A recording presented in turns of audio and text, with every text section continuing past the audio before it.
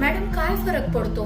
चूर्ण घ्या नाहीतर काढा घ्या, औषध तर एकच आहे ना, त्यांचे परिणाम तर सारखेच होणार आहे. मला काढा आवडत नाही, मी चूर्णच घेणार. फरक तर नक्कीच पडतो. उदाहरणच सांगते. चर्विता वर्धेत अग्नी म्हणजे हिरडे जर तुम्ही चावून खाल्ले तर अगदी वाढतो म्हणजे भूक वाढते.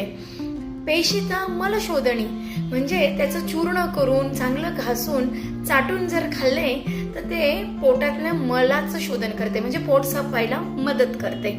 स्विन्ना संग्राहिनी म्हणजे उकडून घेतले किंवा पाण्यामध्ये उकळले गेले किंवा गरम केले गेले किंवा कुठल्याही दुसऱ्या औषधी सोबत काढा बनवून जर घेतले तर ते संग्राहिनी म्हणजे जुलाब जर होत असेल, कोठ्यातनं वारंवार आव बाहेर पडत असेल तर त्याला थांबवते. नुष्टा पथ्य आणि त्रिदोषणूत म्हणजे जर भाजून खाल्ले तर ते तीनही दोषांना कमी करतात.